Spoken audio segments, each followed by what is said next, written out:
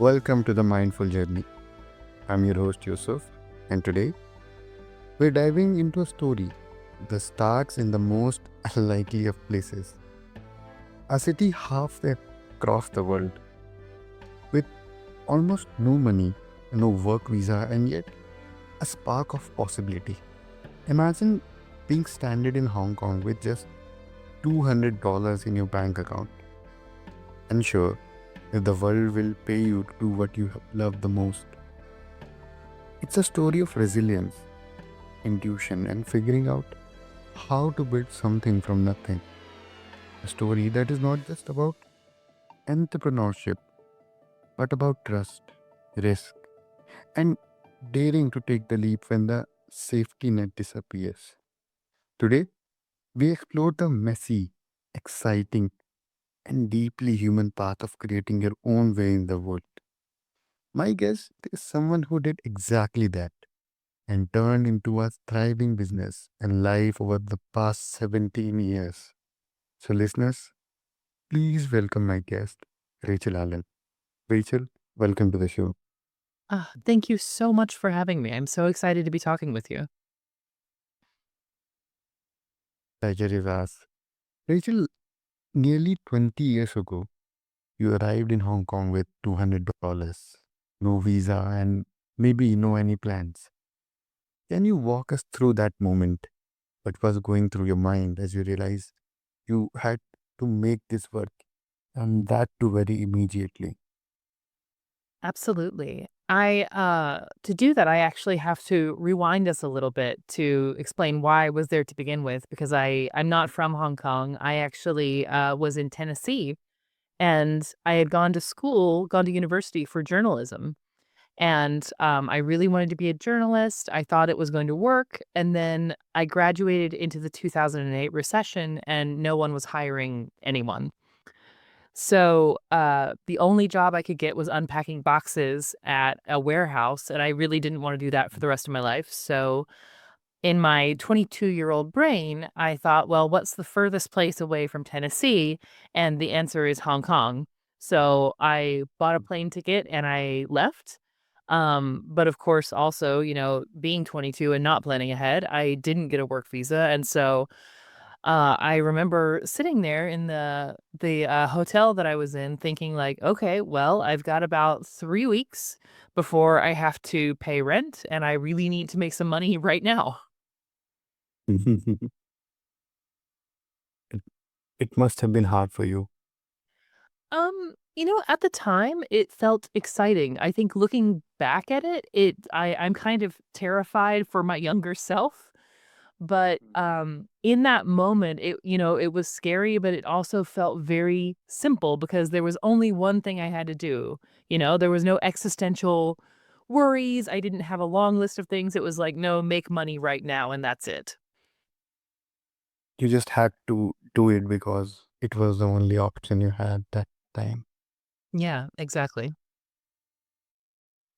And you stumble upon copywriting online and you thought it was a scam at first. So how did it push you that the doubt and convince yourself that people would actually pay you for something you love doing? Well, as I found that first job, a freelance job, and as you said, I really thought that I thought there was no way somebody would pay me to write because I love that so much and it's so easy for me and so fun. But I also didn't really have anything to lose. So I took the job and I fully expected them to not pay me for it, but they did.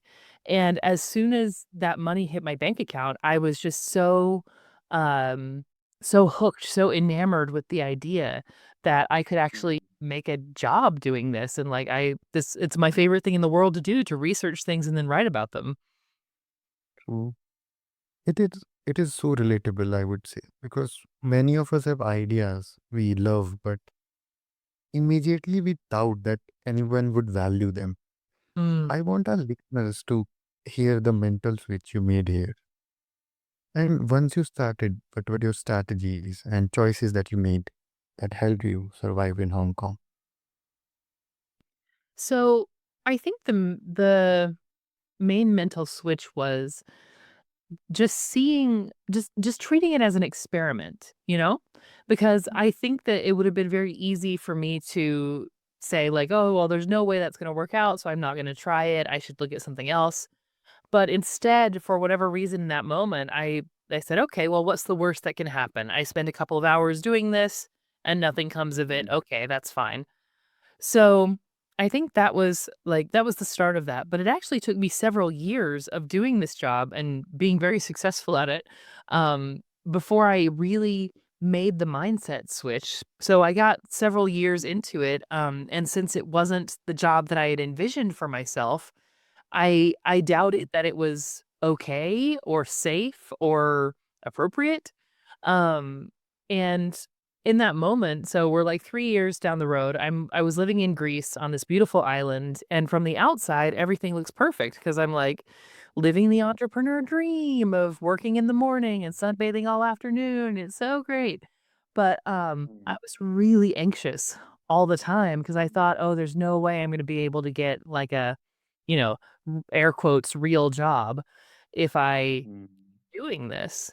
So, I made a deal with myself of, I'm gonna give myself 1 more year, and I'm gonna get a master's degree and see if after I do that, I want to get a traditional job, or I'll go with this business thing. And so, I moved to London, I got the master's, and then I had this moment again of, like, it would make so much sense to go with the traditional job with the stability, but the business mm, thing just seemed more challenging, and mm, I just couldn't let the challenge go. mm. I love hearing the tactical side of things because so many entrepreneurial stories get romanticized. I imagine there might be both tiny wins, and terrifying failures as well. Can you share a moment that made you think you were really onto something? Hmm. I think the first moment, this is gonna sound silly, but the first moment I had a client cry on a call with me, I had this moment of like, "Oh, I have really seen this person."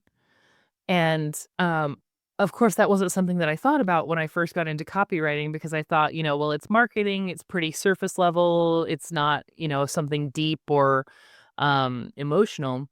But as I started doing it, I would have clients who would get on the phone with me and then just cry because they would say, "Well, no one has ever seen me like you're seeing me right now." And that felt very special, and seeing the results of the marketing that I could do when I do see someone that deeply was just really exciting. Wow. And some people might argue and look at your story and say, wow, they got lucky. Yeah. How do you respond to the people and to that idea? Well, I mean, partially it's true, right? I did get phenomenally lucky.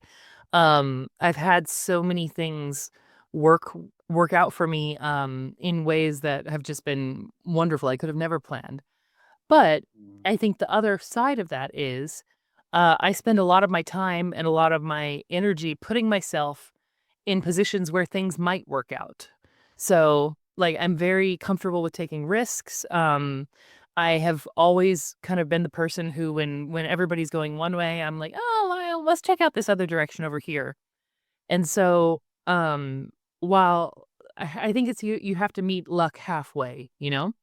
So that's what I always try to do, and I always try to open myself up to opportunities that come, and just be very honest too about the failures. I mean, it's easy to talk about the highlight reels and all the wonderful things, but I've had so many failures. There have been 3 or 4 times where I thought I was gonna have to close my business. I was not a good business owner for the first probably 7 years 'cause I didn't know what I was doing. So, mm. I think just being honest about the backside of it and saying like, "Oh, wow, look, I really messed that up," or, "Hey, this was great for me through absolutely no fault of my own," just brings some more reality to the conversation. True. I feel that that luck's luck plays a part, but your story suggests that you have a lot of grit, skill, strategy, and persistence, all of those things as well. So you giving luck too much credit for it, it's you being humble, I would say. Oh, thank you. I I'm very pleased with what I've done, and I always do try to work hard and grow, but I think it's, I guess I see so many entrepreneurial stories that are told from the perspective of, "Well, I just worked harder than everybody else," or "I just was more talented than everybody else," and I'm like, I work really hard, and I am very talented, and sometimes it really does just come down to things breaking in the right direction. So they say that hard work beats talent when Mm. talent doesn't work. And you being talented and hard work as well was a very big leverage that you had over people. Because because people might there are thousands of people who might know how to copyright. Maybe let's just say might be better than you. But Mm. the work that you put in, the places that you've been because of your hard work was the reason that you are here. Yeah, no, I think that's true, and I think it has to be a balance, of talent and work, and, something I always try to bring to my work also is just humility of knowing that I always have more to learn, I can always get better, and every single day is a new challenge for me to see if I can be better today than I was yesterday. So that's an attitude that every entrepreneur should have. Mm. I was very fascinated when you shared with us a story of a customer or a client crying on the call.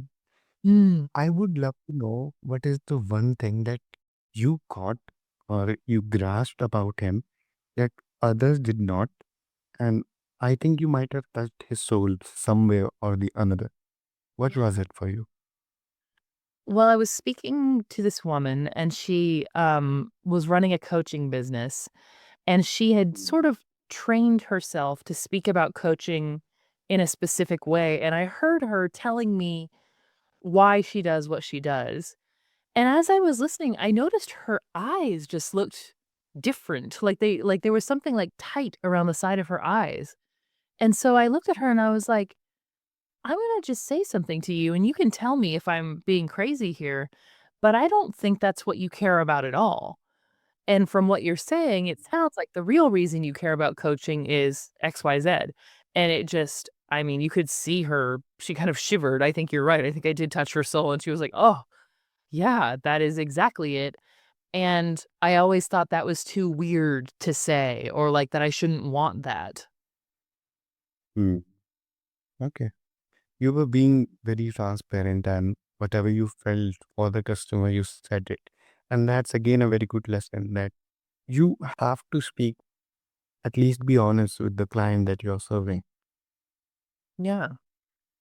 Yeah. And I think being willing to be wrong with it too, because I was pretty sure I was right, but also, as you know, with humans, they're so unpredictable and complex, and I don't know what's happening behind your face. So being open and being like, "Hey, this is what I think I'm seeing, but also I really want to know what you have to say." That's true. It's been, I guess, over 2 decades that you started your business. You've grown your business, you've grown your career immensely. But has there ever been a moment where you went all in and Mm. it was a very big mistake for you? Oh yeah. So, my biggest mistake was trying to work with an agency model. So I had started out just doing the one-to-one work and being the only person in the business. And then I realized as I got into it that I actually wanted to do less copywriting, and I wanted to do more strategy work. So instead of just doing less copywriting and doing more strategy work, I got it into my head that I should build a team of copywriters so they could do the copywriting and then I could do the strategy work. But I didn't really want a team. I didn't know how to lead a team at the time. And I didn't know how to hire the right people for that team. And so I really tried to make that work for about 5 years. And it just, like, at its very best, it only really about halfway worked. And the more I pushed it, and the more money I sank into it, and the more time I sank into it, the more resentful I found myself getting, and the worse results I found myself getting in my business. But of course, by that time, I'm several years in, so I've got this sunk cost fallacy. And I had to make the really painful decision of saying, you know what? Like, I know if I close this team down, it's going to hurt my business for probably about 3 years after it's done. And it did. I mean, I'm just now coming out of the, sort of cleanup period of that after shutting the team down several years ago, and it was unpleasant, and it was really hard, and I lost a ton of money, and, it was just difficult in my relationships, and it was still the right thing to do. That's interesting because we often glorify risk, especially in entrepreneurship. Mm, But in real life, growth comes with moments of doubt. Yeah, I think it's important for listeners to hear that struggle as much as the success. absolutely. Yeah, and I mean, I think even though it was an extremely painful experience, I think it's definitely given me so much clarity as to how I do my best work, how I support people best, and what I actually want out of this business. That's so true. Looking back, what would you tell your 20-year-old self stranded in Hong Kong about trust, resilience, and creating a life from almost nothing? Mm. Oh, I love this question. I think what I would tell her is just that she's on the right track. Like that little thread of possibility that she grabbed onto and hoped that it would work out. It's like, yeah, keep following that. Keep doing that. You are so much more resilient and strong and capable than you would have ever thought. And that's what I actually tell that to people when they're starting in entrepreneurship all the time as well. I'm like, this will be the hardest one of the hardest things you will ever do. It's a huge personal development journey, and you can absolutely do it. I think listeners love these reflective moments. Mm, The human lessons behind these hustles are very important because it keeps the story grounded, mhm. practical, and inspirational too. Rachel, are there any ways that our listeners can connect with you? Absolutely. You can find me at boltsfromthebluecopywriting.com. You can also connect with me on LinkedIn, or you can just email me at hello@boltfromthebluecopywriting.com, and I would love to email you back. And do you email everyone with a special copywriting technique, something like that?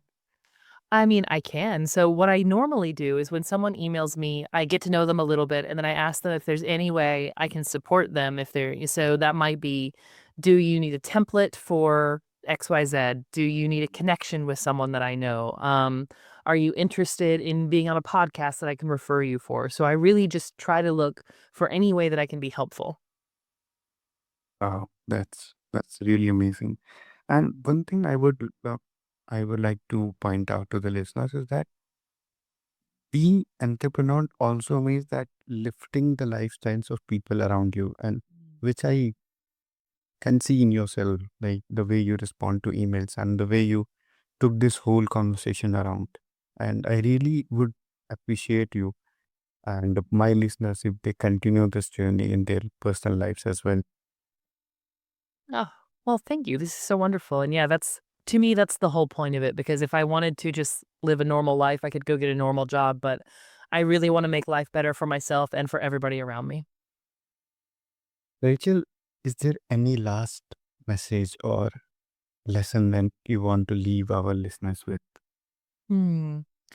You know, the thing that I've been shouting about on the internet for about 10 years now is that human is the only move left. And what I mean by that is about every 4 to 6 years, the business world sort of implodes and everything that was working before stops working and everybody has to learn how to do it all over again.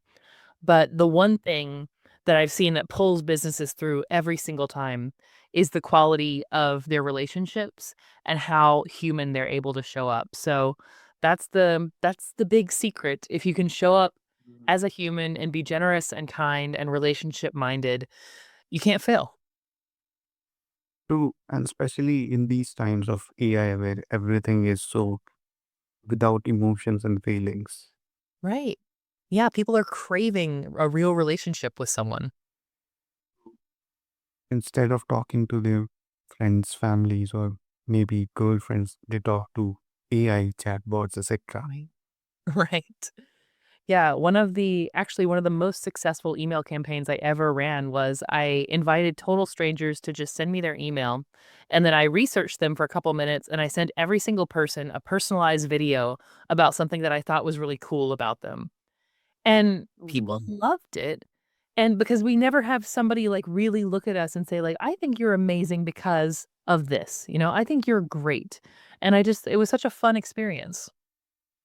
To Rachel, your story reminds us that the entrepreneur journey isn't just about money, visas, or maybe strategy.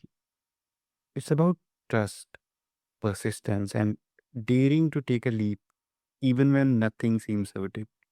Mm. Today's conversation showed us that even the smallest spark, $200, a laptop, a gut feeling, can ignite a thriving life if we are willing to act on it. Thank you for sharing such an open and insightful story. And to our listeners, remember, your starting point doesn't define your destination. Keep taking steps, asking questions, and trusting yourself, even in the moments of uncertainty, because that's where the real growth begins. Thank you so much.